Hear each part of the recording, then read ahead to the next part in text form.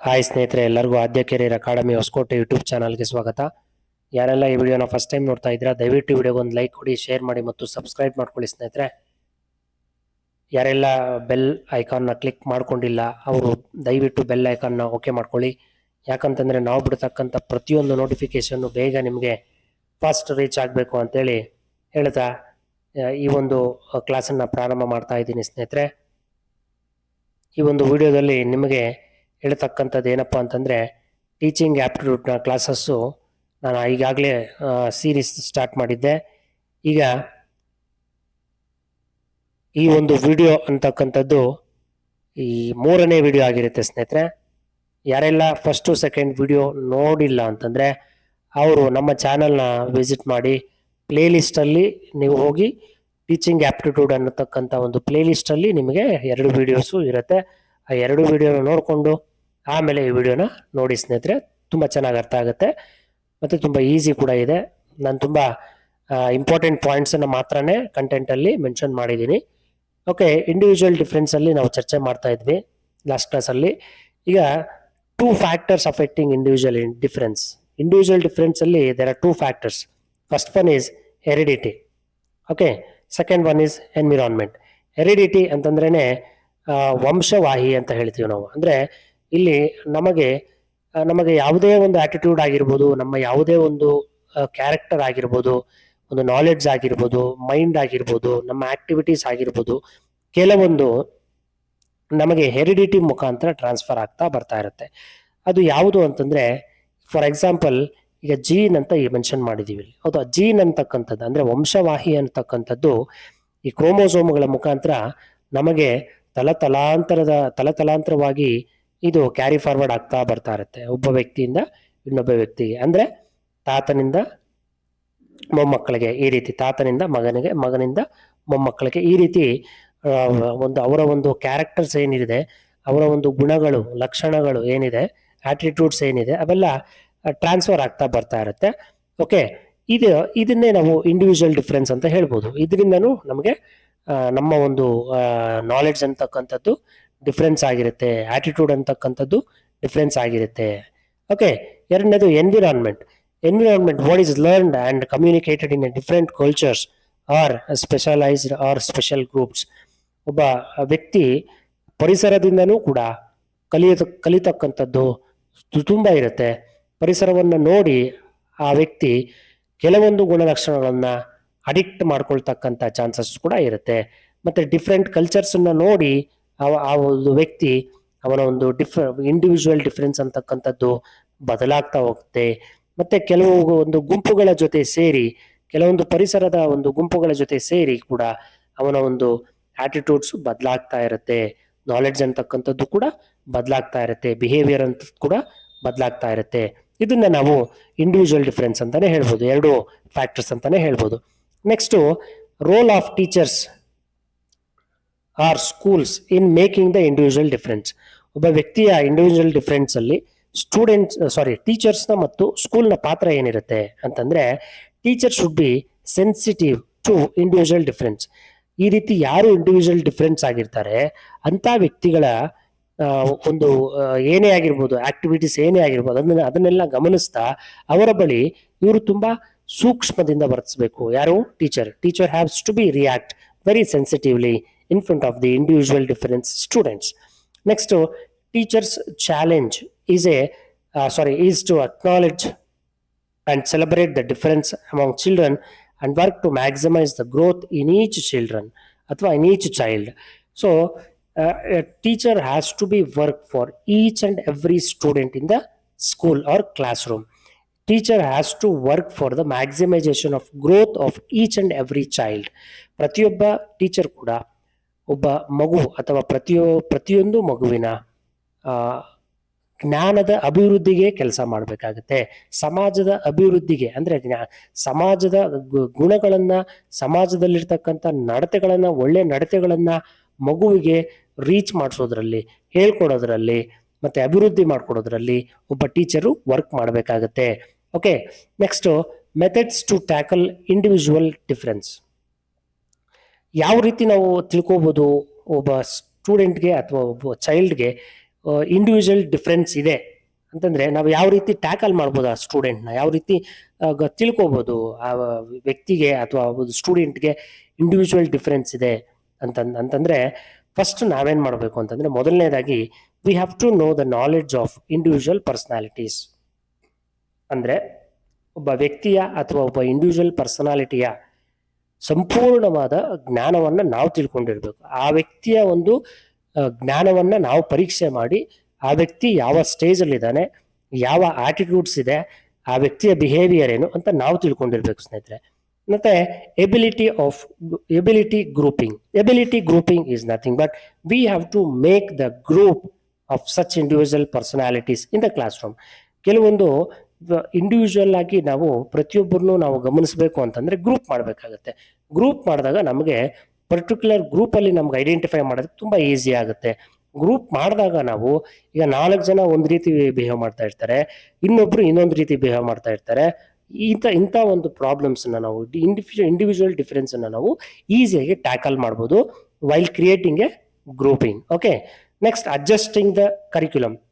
ಪ್ರತಿಯೊಬ್ಬ ವಿದ್ಯಾರ್ಥಿಗೂ ಆ ಕರಿಕ್ಯುಲಮ್ನ ನಾವು ಅಡ್ಜಸ್ಟ್ ಮಾಡ್ಕೊಡ್ಬೇಕು ಅಥವಾ ನಮ್ಮ ಒಂದು ಕರಿಕ್ಯುಲಮ್ನ ನಾವು ಅಡ್ಜಸ್ಟ್ ಮಾಡ್ಕೋಬೇಕಾಗುತ್ತೆ. ಓವರ್ ಆಲ್ ಆಗಿ ಇಲ್ಲಿ ಕರಿಕ್ಯುಲಮ್ ಅಂತಕ್ಕಂಥದ್ದು ಅಡ್ಜಸ್ಟ್ ಮಾಡ್ಕೊಡ್ಬೇಕು. ಟೈಮ್ ಟೇಬಲ್ ಆಗಿರ್ಬೋದು, ವರ್ಕ್ ಕ್ಯಾಲೆಂಡರ್ ಆಗಿರ್ಬೋದು, ಅವ್ರು ಮಾಡ್ತಕ್ಕಂಥ ಶೆಡ್ಯೂಲ್ ಆಕ್ಟಿವಿಟೀಸ್ ಆಗಿರ್ಬೋದು, ಅವೆಲ್ಲ ನಾವು ಒಂದು ಫಾರ್ಮ್ಯಾಟ್ ಆಗಿ ಒಂದು ಸಿಸ್ಟಮ್ಯಾಟಿಕ್ ಆಗಿ ನಾವು ಅಡ್ಜಸ್ಟ್ ಮಾಡಿ ಕೊಡಬೇಕಾಗುತ್ತೆ.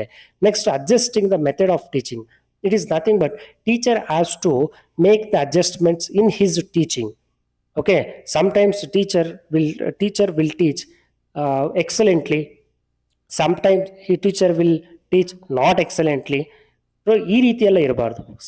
ಟೀಚಿಂಗ್ ಅಂತಂದ್ರೆ ಯಾವಾಗಲೂ ಒಂದೇ ರೀತಿಯಾಗಿ ಎಕ್ಸಲೆಂಟ್ ಆಗಿ ಪಾಠ ಮಾಡಬೇಕಾಗುತ್ತೆ. ಆ ಟೀಚಿಂಗ್ ಮೆಥಡ್ಸ್ನ ಇವರು ಅಡಾಪ್ಟ್ ಮಾಡ್ಕೋಬೇಕಾಗುತ್ತೆ. ಒಬ್ಬ ಟೀಚರ್ ಆಗಿರೋರು ಅವರ ಮೆಥಡ್ಸನ್ನ ಚೇಂಜ್ ಮಾಡಿಕೊಂಡು ಎಕ್ಸಲೆಂಟ್ ಮೆಥಡ್ ಅಲ್ಲಿ ಅವರು ಪಾಠ ಮಾಡಬೇಕಾಗುತ್ತೆ. Next adjusting social programmes or methods for individualizing instruction. Social ಪ್ರೋಗ್ರಾಮ್ಸ್ನ ನಾವು ಕಂಡಕ್ಟ್ ಮಾಡಬೇಕು. ಪ್ರತಿಯೊಬ್ಬ ಈ ರೀತಿ ಇರ್ತಕ್ಕಂಥ ಇಂಡಿವಿಜುವಲ್ ಡಿಫ್ರೆನ್ಸ್ ಇರ್ತಕ್ಕಂಥ ವಿದ್ಯಾರ್ಥಿಗಳಿಗೆ ಅಥವಾ ಒಬ್ಬ ವ್ಯಕ್ತಿಗೆ ನಾವೇನು ಮಾಡಬೇಕು, ಸೋಷಿಯಲ್ ಪ್ರೋಗ್ರಾಮ್ಸನ್ನ ಕಂಡಕ್ಟ್ ಮಾಡಿ ಒಳ್ಳೊಳ್ಳೆ ಮೆಥಡ್ಸನ್ನ ಆರ್ಗನೈಸ್ ಮಾಡಿ ಆ ಮಗು ಪಾರ್ಟಿಸಿಪೇಟ್ ಮಾಡೋ ರೀತಿ ನಾವು ಮಾಡಬೇಕಾಗತ್ತೆ. ಆಗಲೇ ಆ ಮಗುವಿಗೆ ಅಭಿವೃದ್ಧಿ ಅನ್ನತಕ್ಕಂಥದ್ದು ಕಾಣಸಿಗುತ್ತೆ. ಮತ್ತೆ ಮಗುವಿನ ಪಾರ್ಟಿಸಿಪೇಷನ್ ಇಲ್ಲಿ ತುಂಬಾ ಇಂಪಾರ್ಟೆಂಟ್ ಆಗುತ್ತೆ. ಮಗುಗೆ ಯಾವುದೇ ಒಂದು ಸೋಷಿಯಲ್ ಆಕ್ಟಿವಿಟಿಯಲ್ಲಿ ಪಾರ್ಟಿಸಿಪೇಟ್ ಮಾಡೋದಕ್ಕೆ ನಾವು ಅವಕಾಶ ಮಾಡಿಕೊಡ್ಬೇಕಾಗತ್ತೆ. ಮತ್ತೆ other causes of individualising instructions ಅಂತಂದ್ರೆ ನೋಡಿ, we have to make the separate classes or we have to make the separate sections should be made as a small. ಅಂದ್ರೆ ಒಂದೊಂದು ಗ್ರೂಪು ನಾವು ಅಥವಾ ಒಂದೊಂದು ಸೆಕ್ಷನ್ ನಾವು ಸ್ಮಾಲ್ ಆಗಿ ನಾವು ಆರ್ಗನೈಸ್ ಮಾಡಬೇಕಾಗುತ್ತೆ. ಒಂದು ಕ್ಲಾಸಲ್ಲಿ 100 ಜನ 150 ಜನ ಈ ರೀತಿ ತುಂಬಾರ್ದು. ಮಿನಿಮಮ್ 40 to 45 ಸ್ಟೂಡೆಂಟ್ಸ್ನ ನಾವು ಅಲಾಟ್ ಮಾಡಬೇಕಾಗುತ್ತೆ ಒಂದು ಕ್ಲಾಸ್ ರೂಮ್ಗೆ. ಇದು ಕೂಡ ಒಂದು ಒಳ್ಳೆ ಇಂಡಿವಿಜುವಲೈಸಿಂಗ್ ಇನ್ಸ್ಟ್ರಕ್ಷನ್ ಆಗುತ್ತೆ. ಮತ್ತೆ teacher should try to pay individual attention to the group under instruction. Individual ಆಗಿ ಅಟೆನ್ಷನ್ ಕೊಡಬೇಕಾಗುತ್ತೆ. ಪ್ರತಿಯೊಬ್ಬ ವಿದ್ಯಾರ್ಥಿಯ ಬಳಿ ಹೋಗಿ ಪ್ರತಿಯೊಬ್ಬ ಟೀಚರ್ ಕೂಡ ಮಾಡ್ತಕ್ಕಂಥ ಕೆಲಸ ಏನಪ್ಪಾ ಅಂತಂದ್ರೆ observing. Okay, teacher has to observe individually in the class room. ಪ್ರತಿಯೊಬ್ಬರ ಮೇಲೂ ಗಮನ ಕೊಡಬೇಕಾಗತ್ತೆ. ಪ್ರತಿಯೊಬ್ಬರನ್ನು ಇಂಡಿವಿಜುವಲ್ ಕೇರ್ ಮಾಡಬೇಕಾಗತ್ತೆ. ಇವೆಲ್ಲ ನಾವು ಅದರ್ ಕಾಸಸ್ ಅಲ್ಲಿ ತಿಳ್ಕೊಬಹುದು ಸ್ನೇಹಿತರೆ.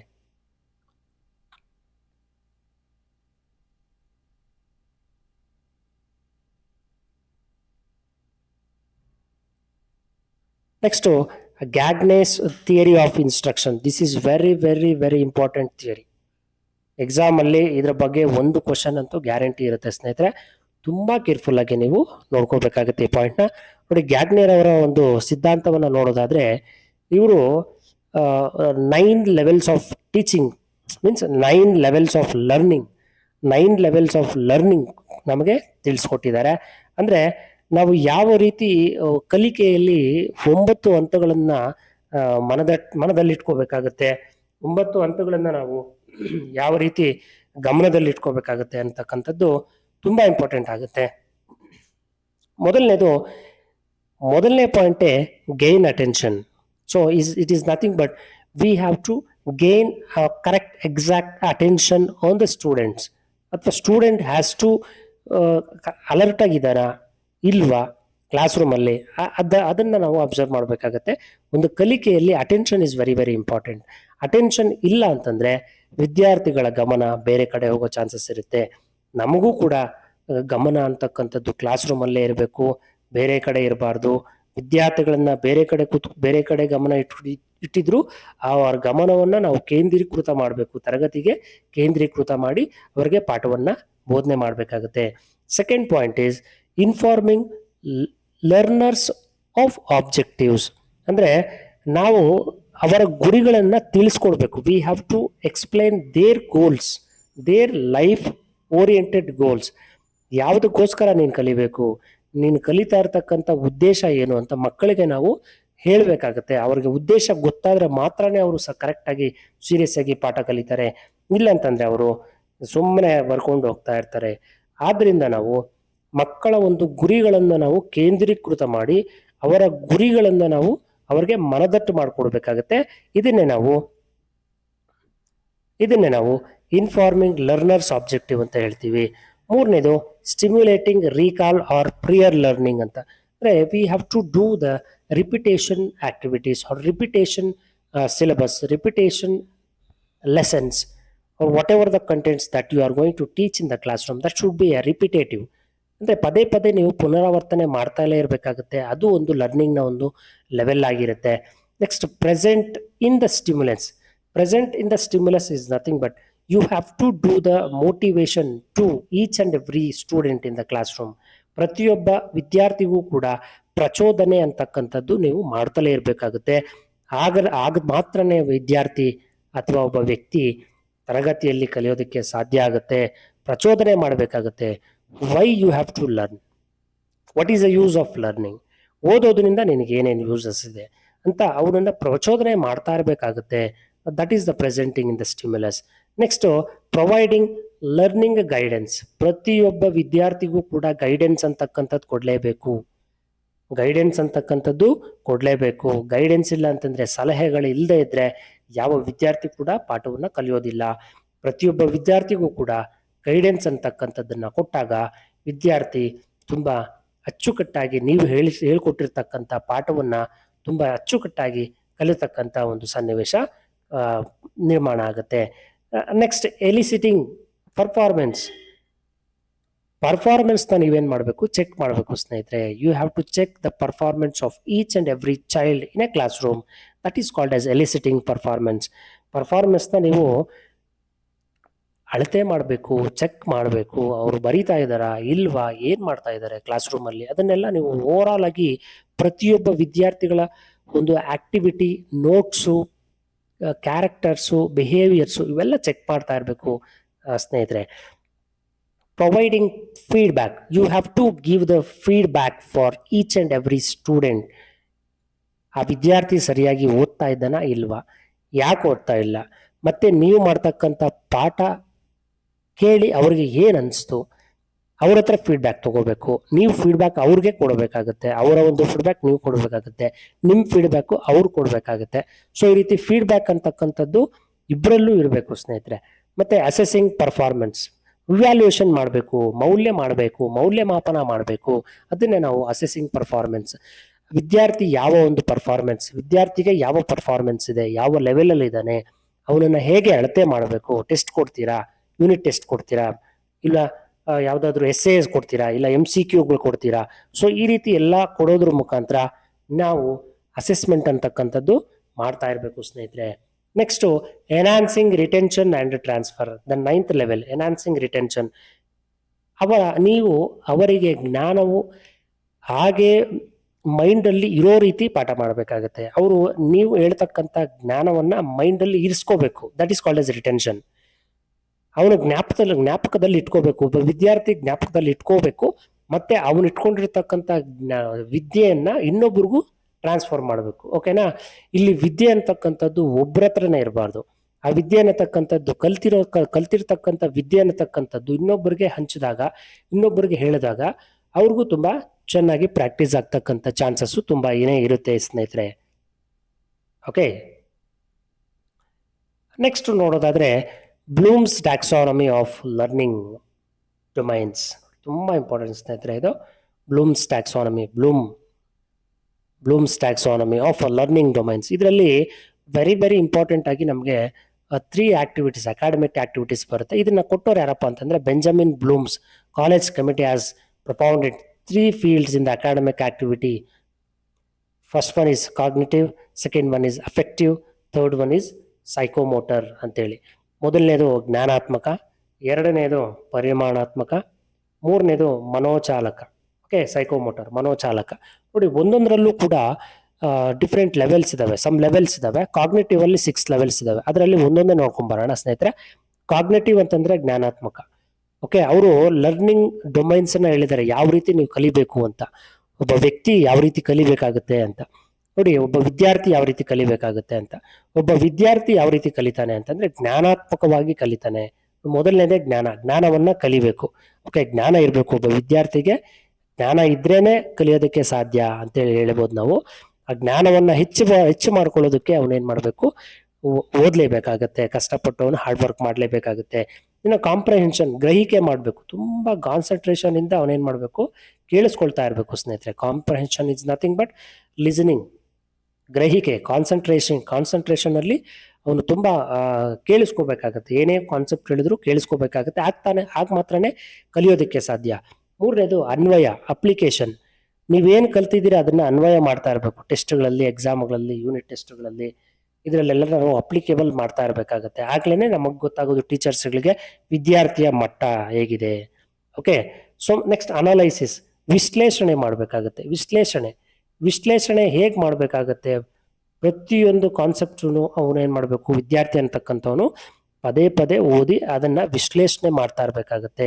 ಎಕ್ಸ್ಪ್ಲನೇಷನ್ ಅವನೇ ಕೊಟ್ಕೋಬೇಕಾಗತ್ತೆ, ಇಲ್ಲ ಬೇರೆಯವ್ರಿಗೆ ಕೊಡ್ಬೇಕಾಗತ್ತೆ, ಇಲ್ಲ ಟೀಚರ್ಗೆನೆ ಹೇಳ್ಬೇಕಾಗತ್ತೆ ಅವನು ಓದಿರೋದನ್ನ. ಈ ರೀತಿ ನಾವು ಕಲಿಬಹುದು ಸ್ನೇಹಿತರೆ, ಅಥವಾ ವಿದ್ಯಾರ್ಥಿ ಕಲಿಬಹುದು ಸ್ನೇಹಿತರೆ. ಮತ್ತೆ ಮೌಲ್ಯಮಾಪನ, ಇವ್ಯಾಲ್ಯೂಯೇಷನ್.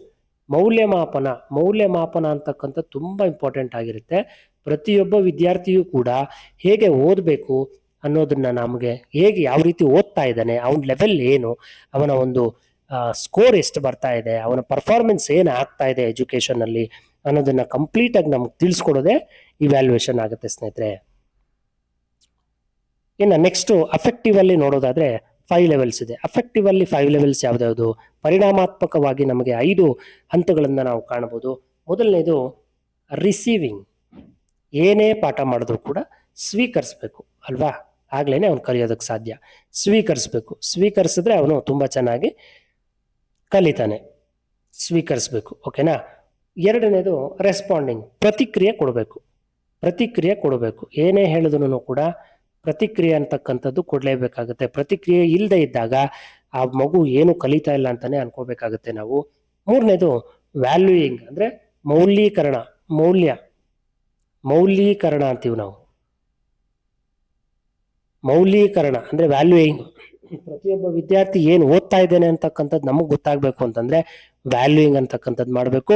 ಮತ್ತೆ ವಿದ್ಯಾರ್ಥಿನೂ ಕೂಡ ನಾನು ಏನು ಓದ್ತಾ ಇದ್ದೀನಿ ಅಂತಕ್ಕಂಥದ್ದು ಸ್ವಮೌಲ್ಯೀಕರಣ ಅಂತಕ್ಕಂಥದ್ದು ಮಾಡ್ಕೋಬೇಕಾಗುತ್ತೆ. ಫಾರ್ ಎಕ್ಸಾಂಪಲ್, ಒಂದು ರೂಮಲ್ಲಿ ಓದ್ತಾ ಇದ್ರೆ ಓದೋದನ್ನ ಪಕ್ಕಕ್ಕಿಟ್ಟು ಬುಕ್ಕನ್ನ ಕ್ಲೋಸ್ ಮಾಡಿ ಅವನೇ ಆನ್ಸರ್ಸ್ ಅನ್ನ ಹೇಳ್ಕೊಳ್ತಕ್ಕಂಥದ್ದು, ಮತ್ತೆ ಕ್ವಶನ್ಸ್ಗಳನ್ನ ಸಾಲ್ವ್ ಮಾಡ್ತಕ್ಕಂಥದ್ದು, ಮತ್ತೆ ಓನ್ ಎಸ್ಸೆ ರೈಟಿಂಗ್ ಬರೀತಕ್ಕಂಥದ್ದು, ಇಂಥವೆಲ್ಲ ವ್ಯಾಲ್ಯೂಯಿಂಗ್ ಮಾಡ್ಕೋಬೇಕಾಗುತ್ತೆ. ಮತ್ತೆ ಆರ್ಗನೈಸಿಂಗ್ ಅಂತಂದ್ರೆ ಸಂಘಟಿಸುವುದು. ಅವನು ಏನ್ ಟಾಪಿಕ್ನ ಓದಿರ್ತಾನೆ, ಪ್ರತಿಯೊಂದು ಟಾಪಿಕ್ಗಳನ್ನ ಅವನು ರೆಡಿ ಮಾಡಿರ್ತಕ್ಕಂಥ ಕಂಟೆಂಟ್ಗಳನ್ನ ಸಂಘಟಿಸ್ಬೇಕು. ಅಂದ್ರೆ ಪ್ರತಿಯೊಂದು ಕಾನ್ಸೆಪ್ಟ್ಸನ್ನು ಕೂಡ ಒಂದು ಜಾಗದಲ್ಲಿ ಎತ್ತಿಟ್ಟು ಆ ಒಂದು ಕಾನ್ಸೆಪ್ಟ್ಸ್ನೆಲ್ಲ ಸಂಘಟನೆ ಮಾಡಿ ಆ ಎಲ್ಲಾ ಕಾನ್ಸೆಪ್ಟ್ಸು ಅವನು ಓದ್ಕೊಳ್ಳೋದಕ್ಕೆ ಯೂಸ್ ಆಗೋ ರೀತಿ ಅವನು ಆರ್ಗನೈಸಿಂಗ್ ಮಾಡಬೇಕಾಗತ್ತೆ. ಮತ್ತೆ ಟೈಮ್ ಟೇಬಲ್ ಫ್ರೇಮ್ ಮಾಡ್ಕೋಬೇಕಾಗತ್ತೆ, ಯಾವ ರೀತಿ ನಾನು ಓದಬೇಕು ಅಂತಕ್ಕಂಥದ್ದು. ಇದು ಕೂಡ ಲರ್ನಿಂಗ್ ಲೆವೆಲ್ಲೇ, ಓಕೆನಾ. ಮತ್ತೆ ಕ್ಯಾರೆಕ್ಟರೈಸಿಂಗ್, ನಾವೇನ್ ಮಾಡಬೇಕು ಅಂತಂದ್ರೆ ನಮ್ಮ ಗುಣಲಕ್ಷಣಗಳನ್ನ ನಾವು ನೋಡ್ಕೋಬೇಕಾಗತ್ತೆ. ಯಾವ ರೀತಿ ನಾವು ಓದ್ಬೇಕಾಗತ್ತೆ. ಗುಣಲಕ್ಷಣ, ಒಂದ್ ನಿಮಿಷ ಸ್ನೇಹಿತರೆ, ಗುಣಲಕ್ಷಣಗಳು ಅಂತ ಹೇಳ್ತೀವಿ. ಗುಣಲಕ್ಷಣಗಳು, ನಾವು ಯಾವುದೇ ಒಂದು ಆಕ್ಟಿವಿಟಿ ಮಾಡಬೇಕು ಅಂತಂದ್ರೆ ನಮ್ಮ ಕ್ಯಾರೆಕ್ಟರ್ ಅಂತಕ್ಕಂಥದ್ದು ಅಲ್ಲಿ ತುಂಬಾ ಚೆನ್ನಾಗಿ ನಮಗೆ ಐಡೆಂಟಿಫೈ ಆಗುತ್ತೆ. ಈ ಓದೋದಲ್ಲೂ ಕೂಡ ನಮ್ಮ ಕ್ಯಾರೆಕ್ಟರ್ ಚೆನ್ನಾಗಿದ್ರೆ ನಮಗೆ ಎಜುಕೇಶನ್ ಅಂತಕ್ಕಂಥದ್ದು ಕೂಡ ತುಂಬಾ ಚೆನ್ನಾಗಿ ಅರ್ಥ ಆಗುತ್ತೆ ಸ್ನೇಹಿತರೆ. That is very important. Next psychomotor ಅಲ್ಲಿ ನಮಗೆ 7 ಲೆವೆಲ್ಸ್ ಇದೆ. ಮೊದಲನೇದು ಪರ್ಸೆಪ್ಷನ್ ಅಂತಂದ್ರೆ ಗ್ರಹಿಕೆ. ಓಕೆನಾ, ಗ್ರಹಿಸಬೇಕು. ನಾವು ಪ್ರತಿಯೊಂದು ಓದಬೇಕು ಅಂತಂದ್ರೂ ಕೂಡ ನಾವು ಕಾನ್ಸಂಟ್ರೇಷನ್ ಇಂದ ಕೇಳಬೇಕಾಗತ್ತೆ. ಮತ್ತೆ ಸೆಟ್ ಅಂತಂದ್ರೆ ಹೊಂದಿಸ್ಕೊಳ್ಬೇಕಾಗತ್ತೆ. ನಾವು ನಮಗೆ ನಾವೇ ಒಬ್ಬ ವಿದ್ಯಾರ್ಥಿ ಕಲಿಬೇಕು ಅಂತಂದ್ರೆ ಹೊಂದಿಕೆ ಇರಬೇಕು, ಹೊಂದಾಣಿಕೆ ಇರಬೇಕು, ಮ್ಯಾಚಿಂಗ್ ಇರಬೇಕಾಗತ್ತೆ. ಮ್ಯಾಚಿಂಗ್ ಅಂತಂದ್ರೆ ಅವನ ಓದುವಿಕೆಯಲ್ಲೇ ಅವನ ಕಲಿಯುವಿಕೆಯಲ್ಲೇ ಮ್ಯಾಚಿಂಗ್ ಅಂತಕ್ಕಂಥದ್ದು ಇರಬೇಕು. ಮ್ಯಾಚಿಂಗ್ ಲೆವೆಲ್ನ ಸೆಟ್ ಮಾಡ್ಕೋಬೇಕು ಒಬ್ಬ ವಿದ್ಯಾರ್ಥಿ, ಯಾವ ರೀತಿ ನಾನು ಓದಬೇಕು ಅಂತೇಳಿ. ಮತ್ತೆ ಗೈಡೆಡ್ ರೆಸ್ಪಾನ್ಸು ಅಂತಂದ್ರೆ ಮಾರ್ಗದರ್ಶಿ ಪ್ರತಿಕ್ರಿಯೆ ಅಂತೇಳಿ. ಮಾರ್ಗದರ್ಶಿ ಪ್ರತಿಕ್ರಿಯೆ. ನಾವು ಓದ್ಬೇಕಾದ್ರೆ ನಮಗೆ ಯಾರಾದರೂ ಒಬ್ಬರು ಮಾರ್ಗದರ್ಶಕರು ಇರಲೇಬೇಕಾಗತ್ತೆ. ನಮಗೆ ಬೇಸಿಕಲಿ ಮಾರ್ಗದರ್ಶಿ ಯಾರಾಗ್ತಾರೆ? ಟೀಚರ್ ಆಗ್ತಾರೆ. ಓಕೆ, ಕಲಿಯುವವನಿಗೆ ಮಾರ್ಗದರ್ಶಿ ಯಾರಾಗ್ತಾರೆ? ಟೀಚರ್ ಆಗ್ತಾರೆ. ಅವರ ಒಂದು ಗೈಡೆನ್ಸ್ ಅನ್ನ ತಗೋತಾ ಇರ್ಬೇಕಾಗತ್ತೆ. ಮತ್ತೆ ಮೆಕ್ಯಾನಿಸಮ್, ಅವನು ಓದೋದ್ರಲ್ಲಿ ಯಾಂತ್ರಿಕತೆ ಇರಬೇಕು. ವಿದ್ಯಾರ್ಥಿ ಓದೋದ್ರಲ್ಲಿ ಯಾಂತ್ರಿಕತೆ ಇರಬೇಕು. ಅಂದ್ರೆ ಮೆಕ್ಯಾನಿಕಲ್ ಕೋರ್ಸ್ ತಗೋಬೇಕು ಅಂತಲ್ಲ, ಅಂದ್ರೆ ಮೆಕ್ಯಾನಿಸಮ್ ಇರಬೇಕು. ತುಂಬಾ ಟೆಕ್ನಿಕಲ್ ಆಗಿ ಅವನು ಓದ್ಬೇಕಾಗತ್ತೆ. ಸುಮ್ಮನೆ ಏನೋ ನಾವು ಓದ್ಬೇಕು ಅಂತ ಓದೋದಲ್ಲ, ಇನ್ ಡೆಪ್ತ್ ಆಗಿ ಏನಿದೆ ಅದರಲ್ಲಿ ಇನ್ ಡೀಟೇಲ್ ಆಗಿ ತಿಳ್ಕೊಬೇಕಾಗತ್ತೆ. ಪ್ಲಸ್ ಅರ್ಥ ಮಾಡ್ಕೋಬೇಕಾಗತ್ತೆ. ಅಲ್ಲಿರೋ ಕಾನ್ಸೆಪ್ಟ್ನ ಅವನು ಇನ್ ಡೀಟೇಲ್ ಆಗಿ ಅರ್ಥ ಮಾಡ್ಕೊಂಡ್ರೆ ಅದು ತುಂಬಾ ಈಸಿ ಆಗುತ್ತೆ ಸ್ನೇಹಿತರೆ ಆ ವಿದ್ಯಾರ್ಥಿಗೆ. ಕಾಂಪ್ಲೆಕ್ಸ್ ಓವರ್ ರೆಸ್ಪಾನ್ಸ್, ಸಂಕೀರ್ಣ ಪ್ರತಿಕ್ರಿಯೆ. ಅಂದ್ರೆ ಸಂಕೀರ್ಣ ಅಂತಂದ್ರೇನೆ ಒಂದು ಸ್ವಲ್ಪ ಟಫ್ ಇರ್ತಕ್ಕಂಥ ವಿಷಯಗಳನ್ನ ಅವನು ಈಸಿಯಾಗಿ ತಗೋಬೇಕಾಗತ್ತೆ. ಮತ್ತೆ ಟಫ್ ಇರ್ತಕ್ಕಂಥ ಕಂಟೆಂಟ್ಗಳನ್ನ ಟೀಚರ್ಗೆ ಕೇಳಿ ಟೀಚರಿಂದ ಅವನ ಆನ್ಸರ್ಸ್ ಅನ್ನ ಪಡಿಬೇಕಾಗತ್ತೆ, ರೆಸ್ಪಾನ್ಸ್ ಅನ್ನ ಪಡಿಬೇಕಾಗತ್ತೆ. ಓಕೆನಾ, ಡೌಟ್ಸ್ ಅನ್ನ ಕ್ಲಾರಿಫೈ ಮಾಡ್ಕೋಬೇಕು ಒಬ್ಬ ವಿದ್ಯಾರ್ಥಿ.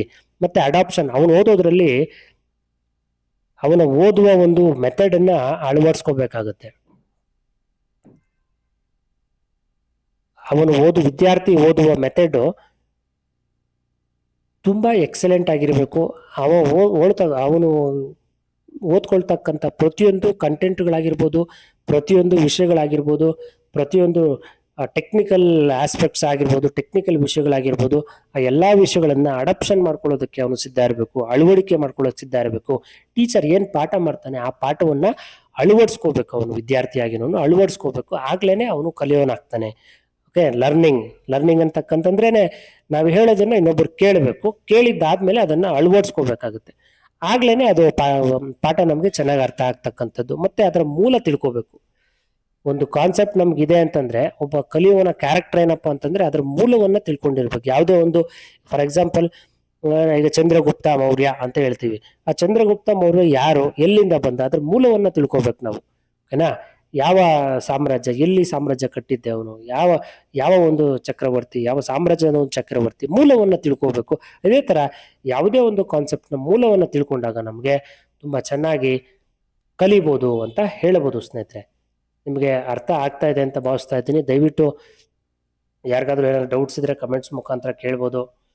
ಓಕೆನಾ, next factors affecting teaching related to. ಇಲ್ಲಿ there are 5 factors are there. ಓಕೆನಾ, ಪ್ರತಿಯೊಂದಕ್ಕೂ ಒಂದೊಂದು ಫ್ಯಾಕ್ಟರ್ಸ್ ಇದಾವೆ. ಅದನ್ನ ನಾವು ಇನ್ ಡೀಟೇಲ್ ಆಗಿ ಎಕ್ಸ್ಪ್ಲೇನ್ ಮಾಡ್ತೀನಿ ನೋಡಿ. ಟೀಚರ್ಗೆ ಏನ್ ಫ್ಯಾಕ್ಟರ್ಸ್ ಇರಬೇಕು ಟೀಚಿಂಗ್ ಅಲ್ಲಿ ಅಂತಂದ್ರೆ, ಪ್ರತಿಯೊಬ್ಬ ಟೀಚರ್ಗೂ ಕೂಡ ಸಬ್ಜೆಕ್ಟ್ ನಾಲೆಡ್ಜ್ ಇರಬೇಕು ಸ್ನೇಹಿತರೆ. Very very important. Subject knowledge is very very important.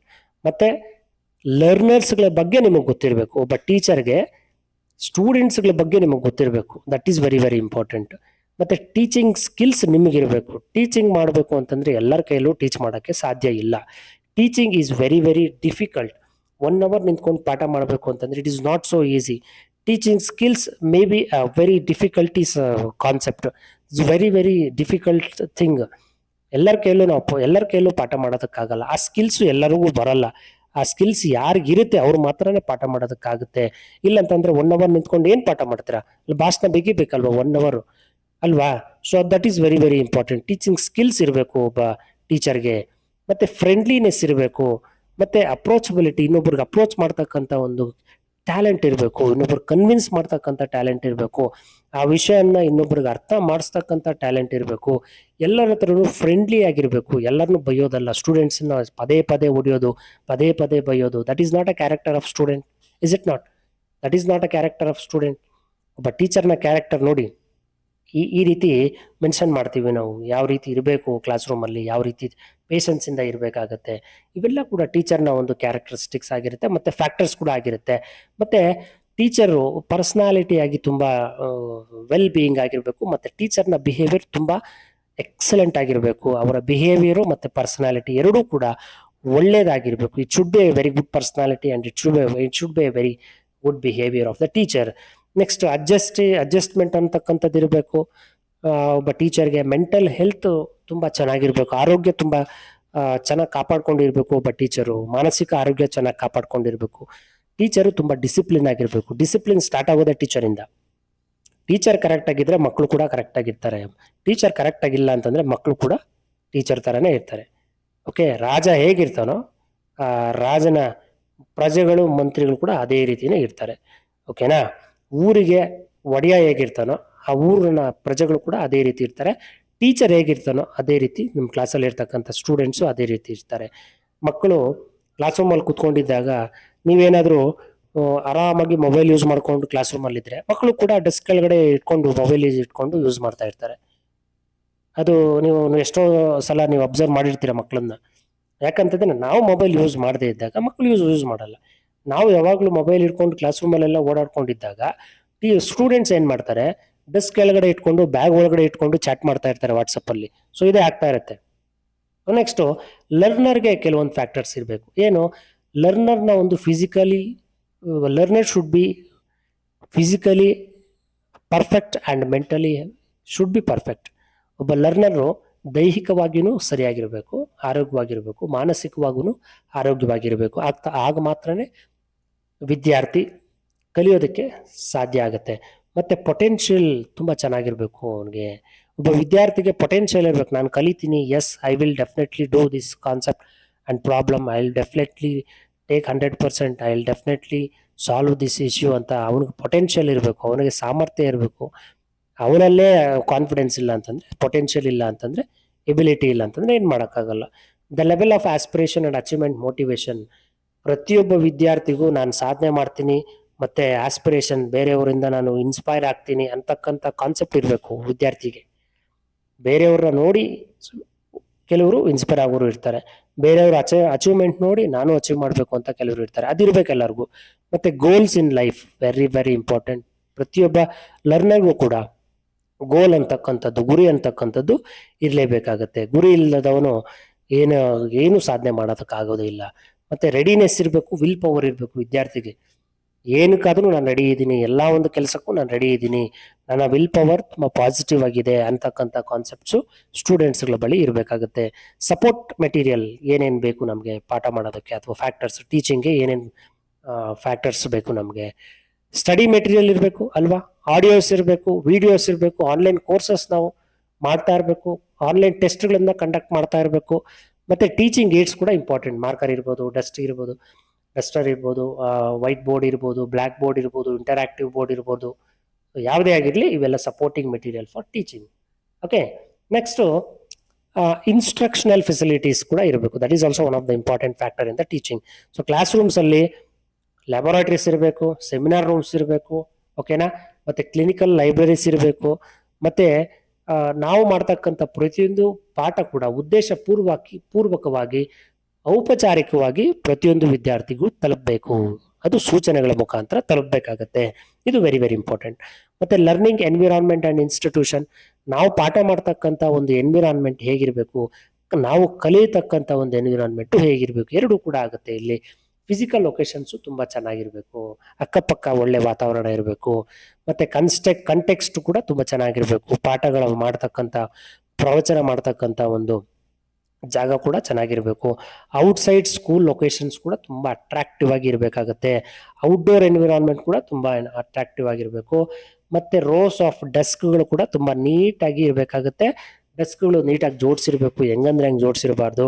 Chalk board ಇರಬೇಕು. ಓಕೆ, ಇವೆಲ್ಲ ಕೂಡ ವಿದ್ಯಾರ್ಥಿಗಳಿಗೆ ಕಲಿಯೋದಕ್ಕೆ ಒಳ್ಳೆ ಗುಡ್ ಅಟ್ಮಾಸ್ಫಿಯರ್ ಅಂತಾನೆ ಹೇಳ್ಬೋದು ಸ್ನೇಹಿತರೆ.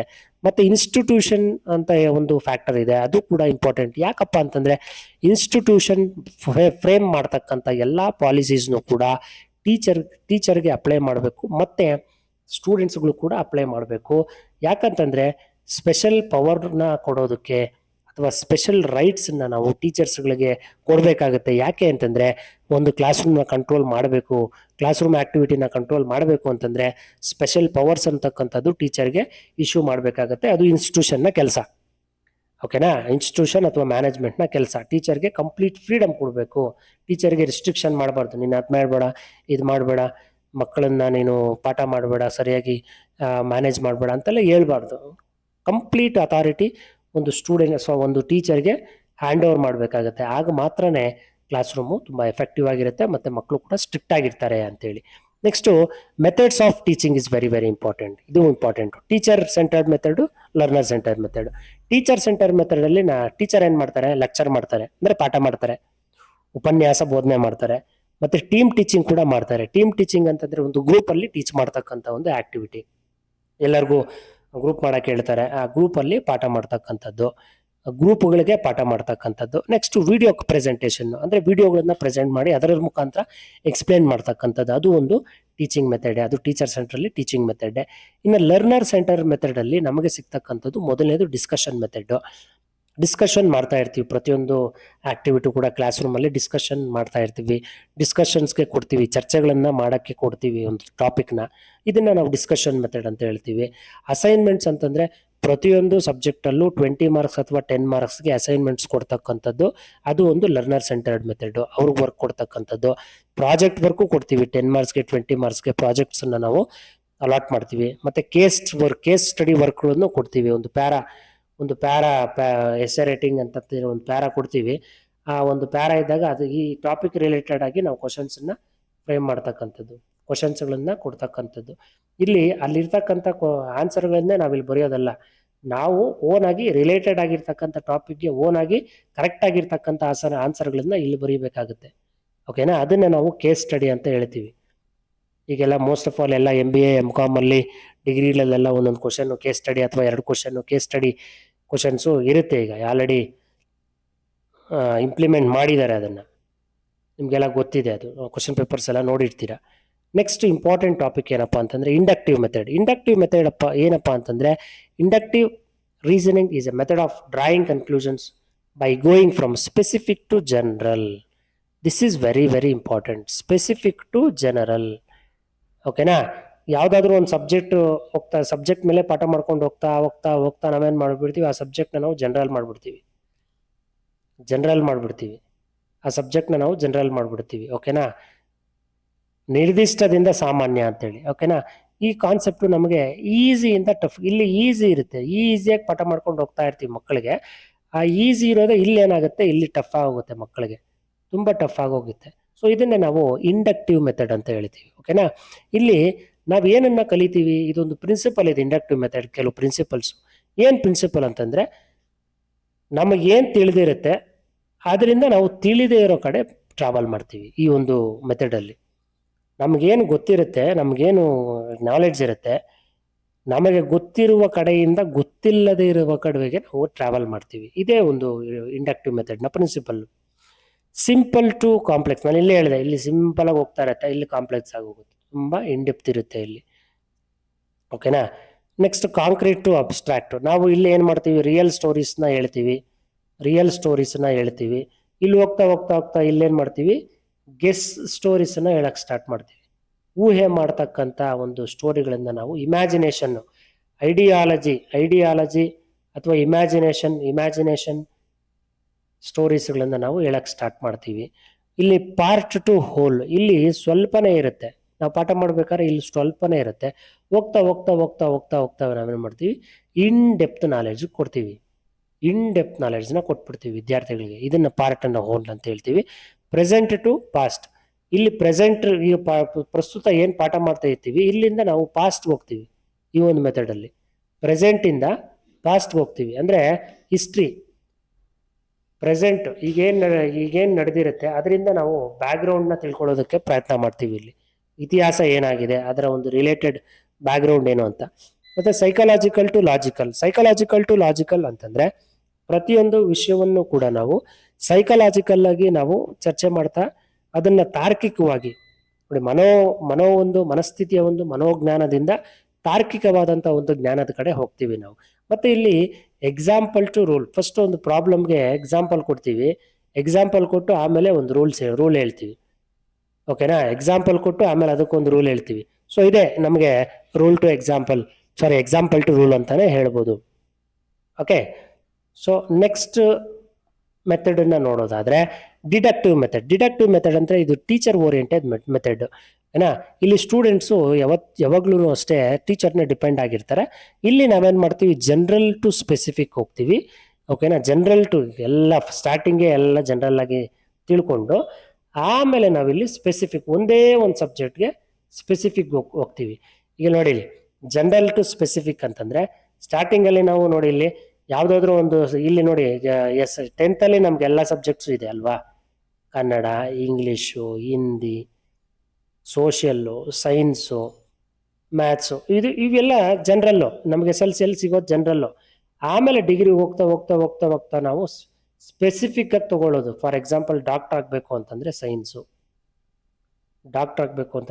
ಇಲ್ಲಿದೆ ಸಬ್ಜೆಕ್ಟು. ಈ ಒಂದು ಸಬ್ಜೆಕ್ಟ್ನೇ ಸ್ಪೆಸಿಫಿಕ್ ಆಗಿ ನಾವು ತಿಳ್ಕೊಳ್ತಾ ಹೋಗ್ತಕ್ಕಂಥದ್ದು. ಓಕೆನಾ? ಇಲ್ಲಿ ಸ್ಟಾರ್ಟಿಂಗ್ ಟಫ್ ಇರುತ್ತೆ, ಆಮೇಲೆ ಹೋಗ್ತಾ ಹೋಗ್ತಾ ನಮ್ಗೆ ತುಂಬಾ ಈಸಿ ಆಗ್ಬಿಡುತ್ತೆ. ನೋಡಿ, ನಮ್ಗೇನು ಗೊತ್ತಿರಲ್ಲ ಅಲ್ಲಿಂದ ನಾವು ತಿಳಿದಿರ್ತಕ್ಕಂಥ ವಿಷಯದ ಕಡೆ ಹೋಗ್ತೀವಿ, ಮತ್ತೆ ಕಷ್ಟದಿಂದ ತುಂಬಾ ಸಿಂಪಲ್ ಆಗಿರೋ ವಿಷಯದ ಕಡೆ ಹೋಗ್ಬಿಡ್ತೀವಿ. ಇಲ್ಲೆಲ್ಲ ತುಂಬಾ ಹೆಚ್ಚು ಸಬ್ಜೆಕ್ಟ್ಸ್ ಇರ್ತವೆ. ಹೋಗ್ತಾ ಹೋಗ್ತಾ ಹೋಗಿ ಹೋಗ್ತಾ ಹೋಗ್ತಾ ಹೋಗ್ತಾ ಯಾವ್ದಾದ್ರು ಒಂದೇ ಸಬ್ಜೆಕ್ಟ್ ಬಗ್ಗೆ ನಾವು, ಫಾರ್ ಎಕ್ಸಾಂಪಲ್ ಬಾಟನಿ ಅಲ್ವಾ, ಬಾಟನಿ ಅಂತಂದ್ರೆ ಸಸ್ಯಶಾಸ್ತ್ರ ಅಂತೇಳಿ ಈ ಒಂದು ಸಬ್ಜೆಕ್ಟ್ ಬಗ್ಗೆನೇ ಕಲಿಯೋದು. ಇಲ್ಲಿ ಹೆಚ್ಚು ಸಬ್ಜೆಕ್ಟ್ಸ್ ಇರಲ್ಲ, ಇದ್ರ ಬಗ್ಗೆ ಮಾತ್ರನೇ ನಾವು ಕಲಿತೀವಿ ಈ ರೀತಿ. ಮತ್ತೆ ಕಾಂಪ್ಲೆಕ್ಸ್, ಇಲ್ಲಿ ಕಷ್ಟದಿಂದ ಈಸಿಗೆ ಹೋಗ್ತೀವಿ. ಅಬ್ಸ್ಟ್ರಾಕ್ಟಿವ್ ಕಾಂಟ್ರಿಕ್ಟ್ ಅಂತಂದ್ರೆ ಯಾವ್ದಾದ್ರು ಒಂದು ಊಹೆ ಸ್ಟೋರಿಗಳ ಹೇಳೋದ್ರ ಮುಖಾಂತರ ರಿಯಲ್ ಸ್ಟೋರೀಸ್ ನಾವು ಹೇಳ್ತಕ್ಕಂಥದ್ದು. ತುಂಬಾ ಓಲ್ ಎಲ್ಲ ಎಕ್ಸ್ಪ್ಲೇನ್ ಮಾಡಿ ಸಣ್ಣದಾದ ಒಂದು ಪಾರ್ಟ್ ನ ತಗೊಂಡ್ಬಿಡೋದು. ಮತ್ತೆ ಇಲ್ಲಿ ಪ್ರೆಸೆಂಟ್ ಅನ್ನ ಮಾತ್ರನೇ ನಾವು ಎಕ್ಸ್ಪ್ಲೇನ್ ಮಾಡ್ತಕ್ಕಂಥದ್ದು. ಇಲ್ಲಿ ತಾರ್ಕಿಕದಿಂದ ಸೈಕಲಾಜಿಕಲ್, ತಾರ್ಕಿಕದಿಂದ ಮನೋವೈಜ್ಞಾನಿಕದ ಕಡೆ ಹೋಗ್ತೀವಿ. ಮತ್ತೆ ಒಂದು ರೂಲ್ ಟು ಎಕ್ಸಾಂಪಲ್, ಒಂದು ರೂಲ್ ಹೇಳ್ತೀವಿ. ಇಲ್ಲಿ ರೂಲ್ ಹೇಳಿದಾದ್ಮೇಲೆ ಇಲ್ಲಿ ಎಕ್ಸಾಂಪಲ್ ಕೊಡ್ತೀವಿ. ಹೇಗೆ ರೂಲ್ ಹೇಳಿ ಆಮೇಲೆ ಎಕ್ಸಾಂಪಲ್ ಕೊಡ್ತಕ್ಕಂಥದ್ದು. ಫಾರ್ ಎಕ್ಸಾಂಪಲ್ ಇಲ್ಲಿ ಒಂದು ಪ್ರಾಬ್ಲಮ್ಗೆ ಇಲ್ಲಿ ಫಾರ್ಮ್ಯಾಟ್ ಕೊಟ್ಬಿಡೋದು, ಒಂದು ಪ್ರಾಬ್ಲಮ್ಗೆ ಇಲ್ಲಿ ಫಾರ್ಮ್ಯಾಟ್ ಕೊಟ್ಟು ಇದೇ ತರ ಮಾಡಪ್ಪ ನೀನು ಅಂತ ಎಕ್ಸಾಂಪಲ್ ಕೊಡೋದು. ಸೊ ಇದು ಈ ರೀತಿ ಇರುತ್ತೆ. ಸೊ ಇಲ್ಲಿ ತನಕ ಕ್ಲಾಸ್ನ ಎಂಜಾಯ್ ಮಾಡಿದ್ದೀರಾ ಅಂತ ಭಾವಿಸ್ತಾ, ಯಾರೆಲ್ಲ ಈ ಒಂದು ವಿಡಿಯೋನ ನೋಡಿದ್ದೀರಾ ದಯವಿಟ್ಟು ವಿಡಿಯೋಗೊಂದು ಲೈಕ್ ಕೊಡಿ. ತುಂಬ ಹೆಚ್ಚು ಸಮಯ ಆಯಿತು, ಈ ಒಂದು ವಿಡಿಯೋ ಹೆಚ್ಚು ಸಮಯ ತಗೊಳ್ತು, ಆದರೂ ಪರವಾಗಿಲ್ಲ, ನಿಮಗೆ ಅರ್ಥ ಆದರೆ ಸಾಕು. ದಯವಿಟ್ಟು ಲೈಕ್ ಮಾಡಿ, ಶೇರ್ ಮಾಡಿ ಮತ್ತು ಸಬ್ಸ್ಕ್ರೈಬ್ ಮಾಡೋದನ್ನು ದಯವಿಟ್ಟು ಮರಿಬೇಡಿ ಸ್ನೇಹಿತರೆ. ಈ ನಮ್ಮಲ್ಲಿ ಇರೋ ಚಾನಲ್, ನಮ್ಮ ಚಾನಲಲ್ಲಿ ಇರ್ತಕ್ಕಂಥ ಎಲ್ಲ ಕಂಟೆಂಟ್ಸ್ಗಳನ್ನು ಯೂಸ್ ಮಾಡ್ಕೊಳ್ಳಿ. ಕಾಂಪಿಟೇಟಿವ್ ಎಕ್ಸಾಮ್ಸ್ಗಳಿಗೆ ನಾವು ಪ್ರಿಪೇರ್ ಮಾಡಿದ್ದೀವಿ ವಿಡಿಯೋಸು, ಎಲ್ಲ ವಿಡಿಯೋಸನ್ನು ಯೂಸ್ ಮಾಡ್ಕೊಳ್ಳಿ. ಈ ಒಂದು ಕೆಸೆಟ್ ನೆಟ್ಗೆ ಪ್ರಿಪೇರ್ ಆಗ್ತಕ್ಕಂಥವ್ರು ಟೀಚಿಂಗ್ ಆಪ್ಟಿಟ್ಯೂಡಲ್ಲಿ ನಾವು ಮಾಡಿರ್ತಕ್ಕಂಥ 3 ವಿಡಿಯೋಗಳು, ಇದು ಇಲ್ಲಿಗೆ 3 ವಿಡಿಯೋ ಆಗುತ್ತೆ. ಈ ಹಿಂದಿನ 2 ವಿಡಿಯೋಗಳನ್ನ ನೋಡಿ ಆಮೇಲೆ ಈ ವಿಡಿಯೋನ ನೋಡಿದ್ರೆ ನಿಮ್ಗೆ ತುಂಬ ಅರ್ಥ ಆಗುತ್ತೆ ಅಂತ ಭಾವಿಸ್ತಾ, ಎಲ್ಲರಿಗೂ ಒಳ್ಳೇದಾಗಲಿ ಅಂತ ಹೇಳ್ತಾ ಈ ವಿಡಿಯೋನ ನಾನು ಎಂಡ್ ಮಾಡ್ತಾ ಇದ್ದೀನಿ ಸ್ನೇಹಿತರೆ. ಎಲ್ಲರಿಗೂ ಬಾಯ್ ಸ್ನೇಹಿತರೆ.